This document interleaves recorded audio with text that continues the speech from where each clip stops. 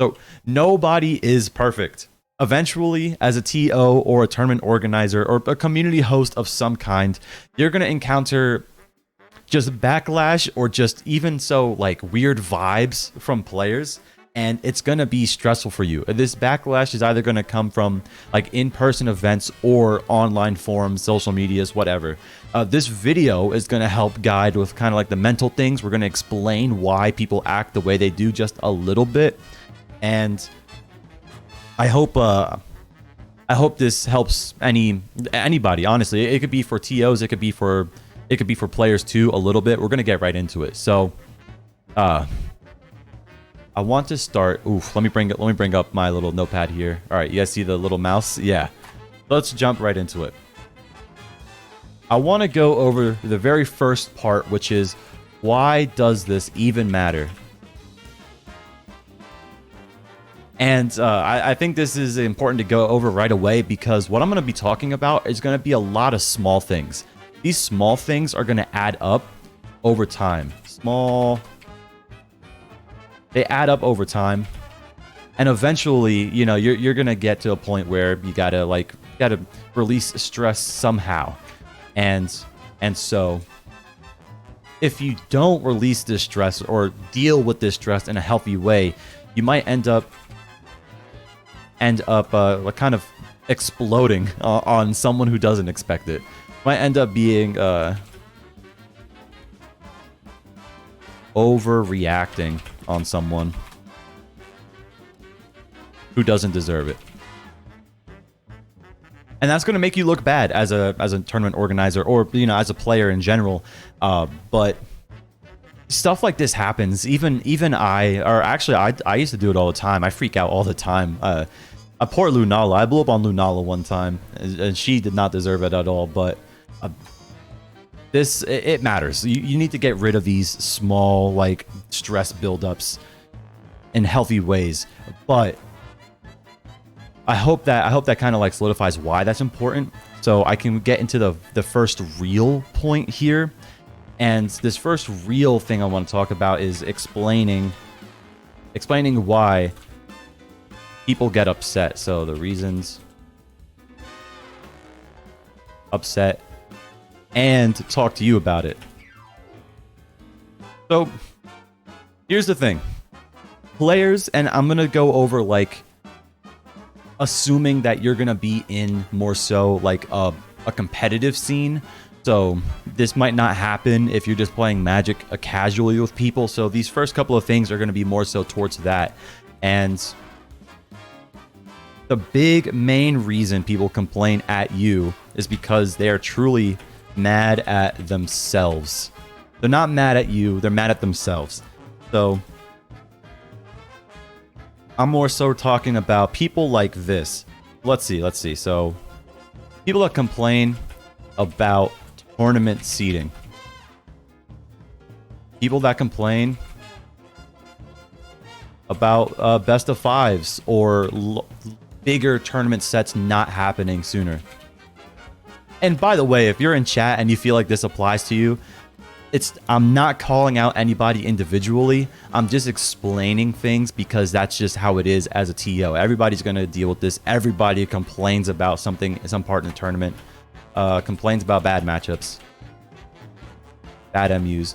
You'll probably like be able to identify a couple players who fall under these categories. I'm not exactly calling them out. I don't want to make it come off that way. These people, oh my gosh, let's lower the volume a little bit on this. All right, so these people, they're not upset at you. They're upset at themselves for playing poorly. But why do they go complain to you? Well, because I hope if you if you build your community in this way where you are a center point, and it's center point where people feel like they can talk to you, people feel like they can express themselves around you, they're going to express complaints towards you. And this is going to be small stress over time that gets built up, because the first person is like, man, I lost to that guy, that sucks, and you just kind of smile at them, and you continue on your day. In that moment, it might not be a big deal, but over time, this will build up, and it builds up for me. But going on to the reasons why people get mad at themselves, the second part, and this is kind of a meme within the community, low level mentality. I want to go over this. This is different than them being mad at themselves, because low level mentality, that's the meme way to put it, keeps this perpetually happening. So I want to put this here because we're going to go back to it in the next part, and why this is they don't know how to kind of get over this mental hurdle. This mental hurdle, it keeps them at a low level because they can't take accountability. Perfectly okay. The next part's going to go into like responsibilities of TO, or things you could do as TOs to kind of help push this. So this is why I want to bring it up here. It's not the biggest point ever. This however results in frustration for them. And you might be asking, how do I know this? But before I was a TO, I was a competitive player, and I definitely fell into this trap all the freaking time. Back in the day, I would complain about Falco losing all types of matchups all the time. I actually despise Falco. And main the character somehow. But lastly, another thing, players act the way they do for reasons outside of their control. This is common for, gaming communities. Sometimes people fall on the spectrum somewhere, or have some social behavioral disabilities, and they literally can't control what they do, or they don't have strong control over what they do. We'll write it down like this: they can't control what they do for the most part.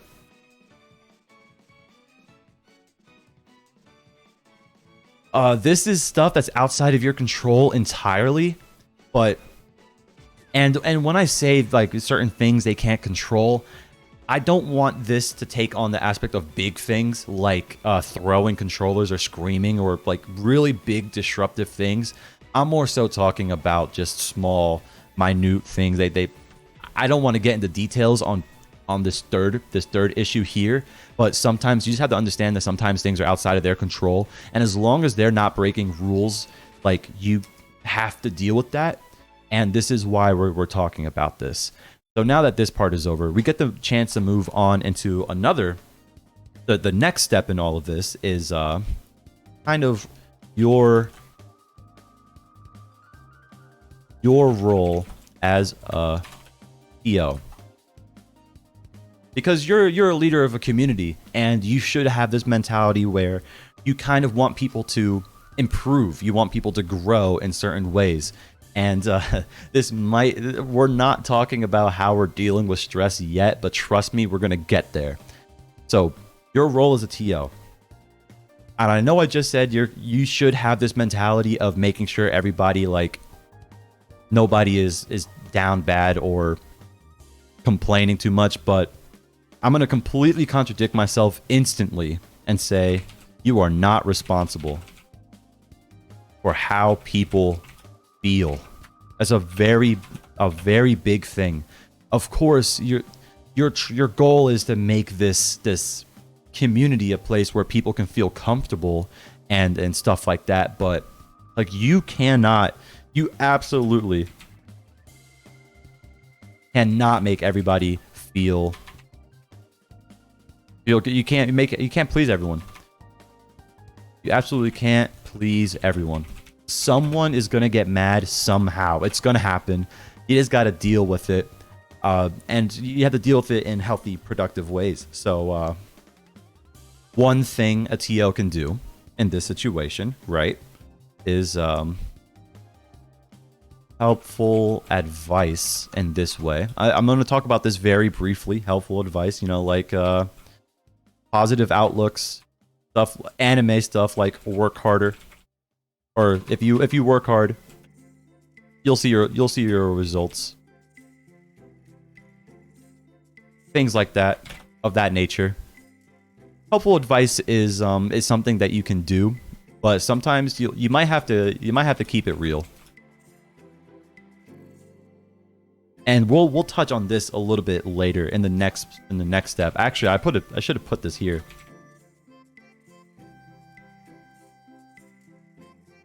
Look, the thing about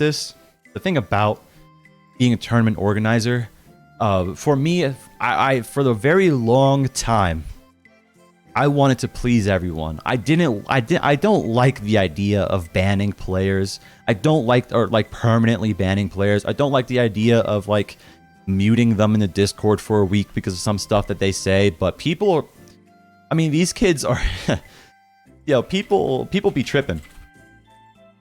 Sometimes they do something, sometimes they say something, and there has to be consequences. That's something big for me. I would just turn the other cheek all the time. People would say wild stuff, and I'm like, you know what? I understand that they're mad at themselves mostly and not me, so I'm just gonna let it be. But you have to like put a big stop to these types of behaviors before they get out of control. And it's because people can't get away with stuff. You have to call them out. Call them out on their nonsense. And I'm talking about like situations where they are actively criticizing you in ways that is unjust. So if somebody's really upset at what seating they got, and they're like, what kind of seating is this, man? Like, this is BS, yada, yada, yada, yada, yada. Dude, especially if you're soloing it, you have to tell them like, hey, man, look, I'm literally running this entire seat. I get that you're mad, but you can't talk to me like this. You really can't.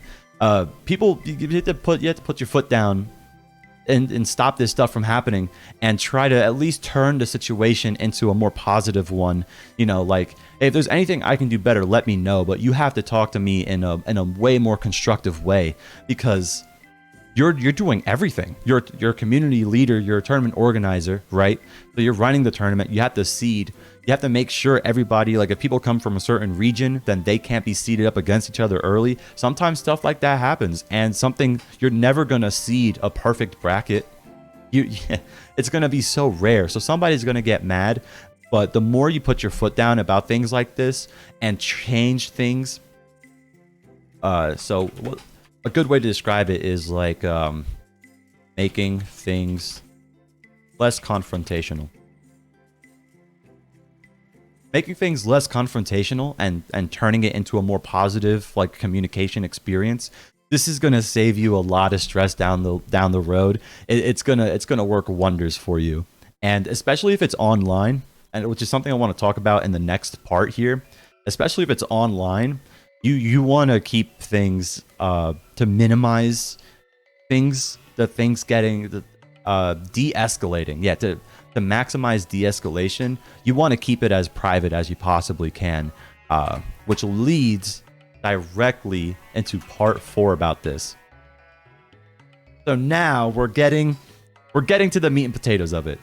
We're going over how you shouldn't vent, and the first main way of successfully not freaking out is to avoid Twitter.com.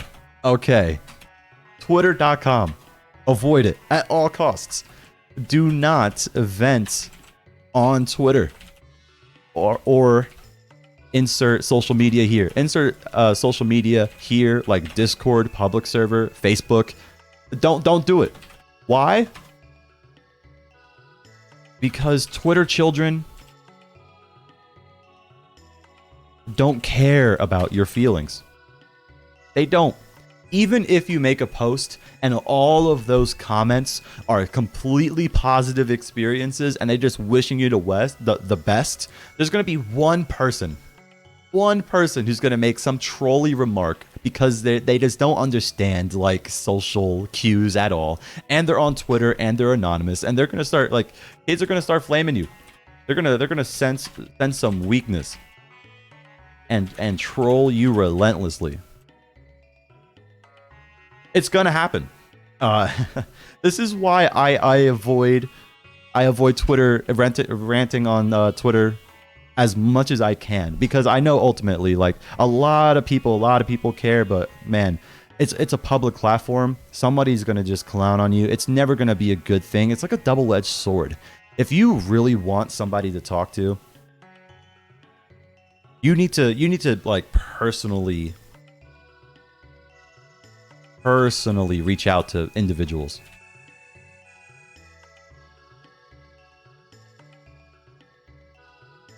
And we're talking about people that you're close to. People that you can trust in a conversation. We're talking about just like loved ones. Message your mom about it. Don't go on Twitter and like just roll the dice on what kind of like scenario you're gonna find yourself in. Relying on Twitter is gonna like you're gonna have to develop this habit of needing validation, and so it's just not gonna work out the way you think it is. And sort of as a bonus after this video, we're gonna discuss a person.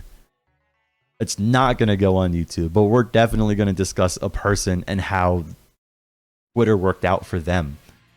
But let's continue on. If you do mess up and voice your opinion on Twitter at any given point in time, the angry crowd, not what it seems.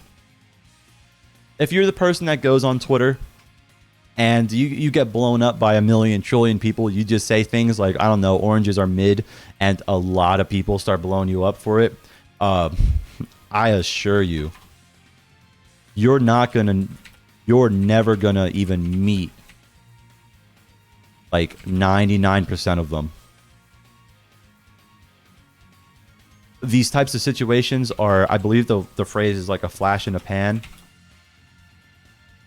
They'll forget about it instantly. And I'll provide some examples. So I believe it was not this PR, but the last PR, or maybe it was 2 PRs ago.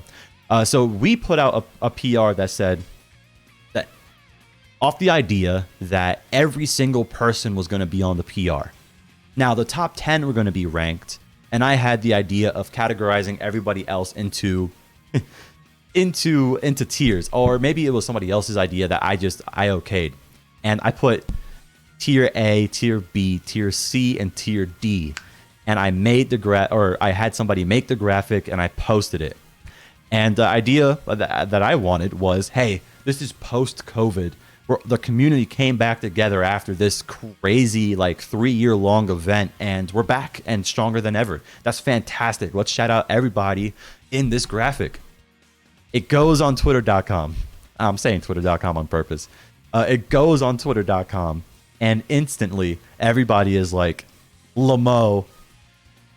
Imagine being in tier D, Lamo. And things like, why would you ever do this? And I think a lot of South Florida got on our cases.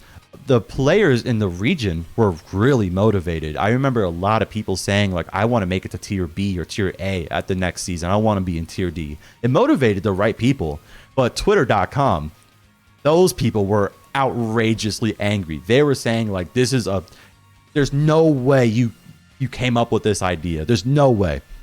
They're just like flabbergasted. It was really bad for roughly 2 days.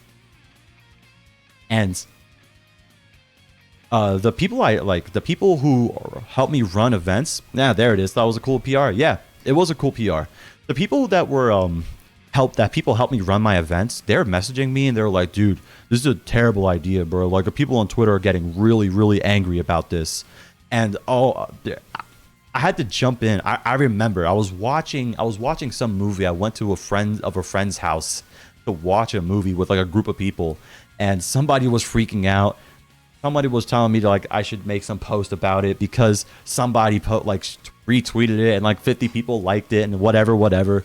People got angry, and I was telling them literally just don't respond and just wait for it to pass. Like, we know why we did it.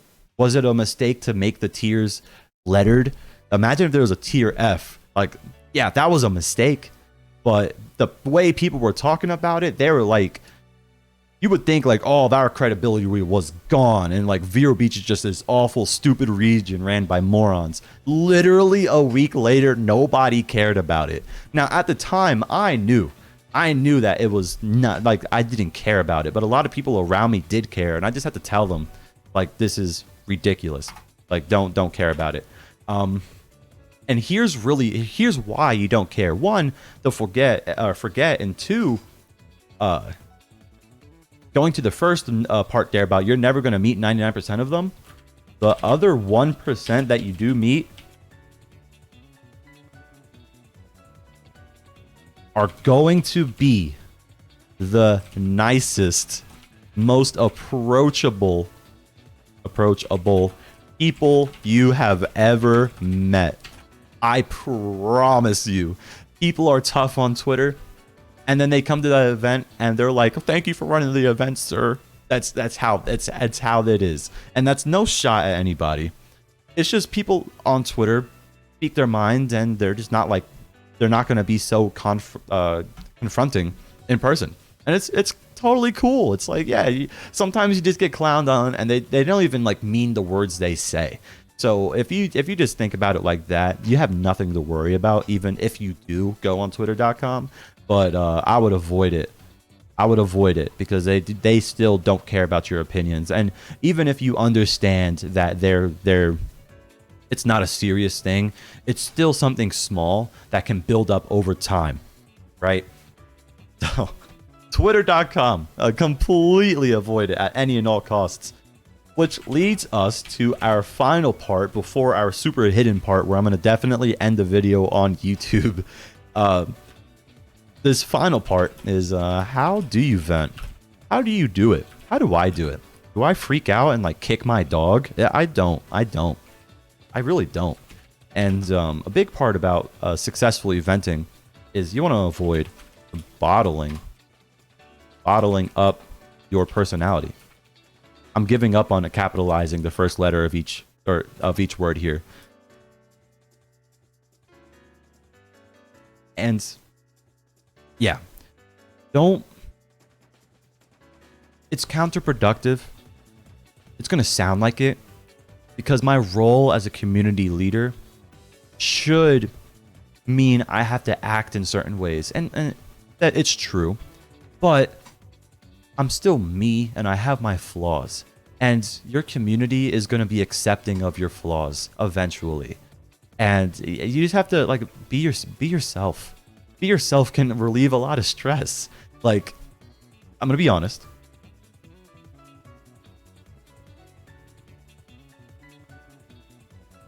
I can be a little bit of a jerk. I just realized YouTube probably was not going to like the curse words, but I'm a bit of a jerk. Sometimes I'm really apprehensive with my jokes. I know a lot of people like bring it up about it. My girlfriend brings it up.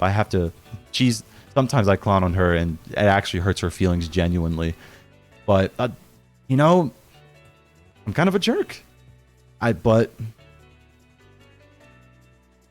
eventually I learned to like be myself, but also understand the people around. Like, you just got to be kind of socially aware of how you're making people feel. There's going to be a time and a place. Like, even if you have this bad personality trait, right?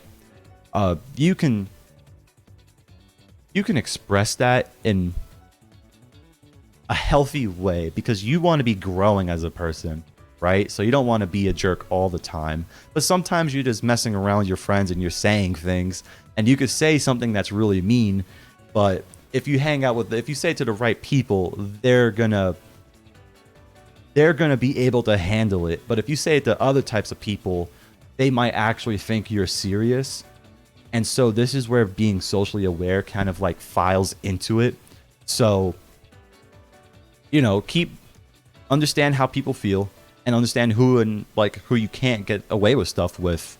And that is going to help like get stress off of you because you're going to be able to be yourself and the community will be accepting of it. Like I'm sure there's a lot of people that kind of resent me for it, but there might be a lot of people like, oh, Joe, he's funny sometimes. He kind of like clowns on people. And the way you go about it is important too. I try to be funny. I try to genuinely make jokes. And sometimes you step over the lines and you make a joke that you shouldn't have made and you have to apologize for it. And it happened to me a lot of the time. But, you know, you just grow as a person. And that deals with a lot of things by itself. It's kind of interesting. The next thing. Talk to the people that make you stressed directly.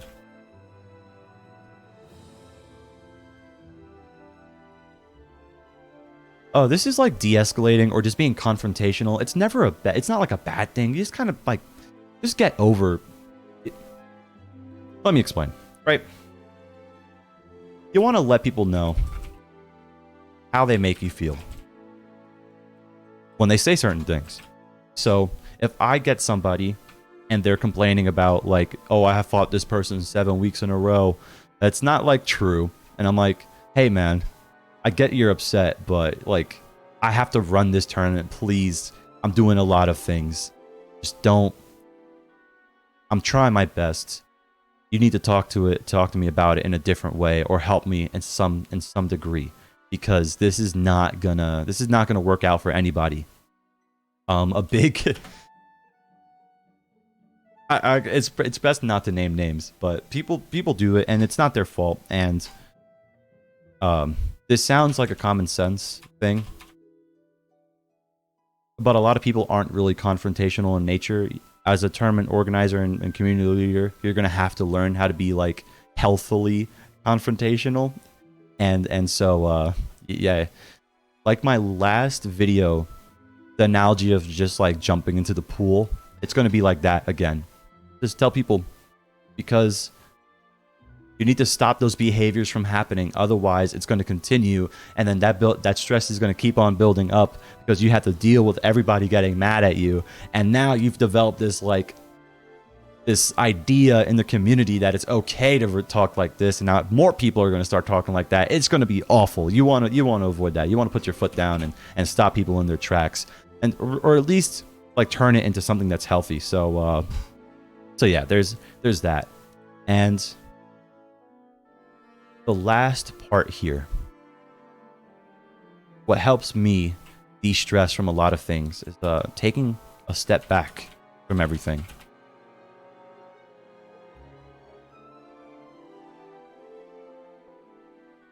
You know, at the end of the day, you guys are probably playing video games. And somebody's upset that the video game didn't go their way. And so once you realize that, it's not like that it makes things matter less to you, but like you just stop taking things so seriously. And it helps you with every other part here, like talking to people that make you stress directly, not bottling up your personality, things like that. It's going to help with everything. Because you can tell people, bruh, it's just a game, bro. There's a really funny clip, even in like professional hockey. They like interviewed this one guy. It's like, it's just a game. Why people so mad? You guys might know about it. It's a pretty funny interview. And that guy nailed it on the head. It's literally just a game. And people get upset about like seeding and like, oh, the tournament's running so late, bro. Just go home. Like, it's gonna be back next week. Like, leave. You can leave. It's not gonna hurt my feelings. Like, you can go ahead and go. Like, I'll help me run it faster, but you can go. It's not this big deal. Or if somebody's complaining about seeding, it's like, bro, you got the 3rd seed. And you felt like you wanted to get the 2nd seed, and it's like, dude, it's a video game. Just beat the person anyways. You're gonna be all right. Like, I believe in your ability to get over this. I believe in you, because it is just a video game, and especially if you're playing like Ultimate. Oh my gosh, like your game, that game sucks. I tell people that all the time. Like, they get mad, and I'm like, bro, just pick up Steve. If your concern is losing, just pick up Steve. You'll just get better anyways. You can't not get better by just picking up Steve. That character is free. Don't complain. Your game's a meme. But yeah, this is my little comprehensive, very short guide. How long have we been live for? It was another 30 minutes? But yeah, that's my little bit of a guide. If you made it to the end of the YouTube video, please, leave a comment on what you want to see next. I have a lot of ideas written down, but yeah, leave a comment. Say that you made it to the end, something like that. I would really appreciate it. Liking and subscribing the video, of course, is going to be great as well. If you're in the Twitch chat or the YouTube live stream, we get to go into part 6. So, part 6, question mark, question mark, question mark. I go live on Twitch on Fridays at 7 o'clock. Today's not Friday, but trust me, I go live on Fridays. Twitch.tv/SSBM Joe Kage. And yeah, this is the end of the YouTube video. Thank you for joining me.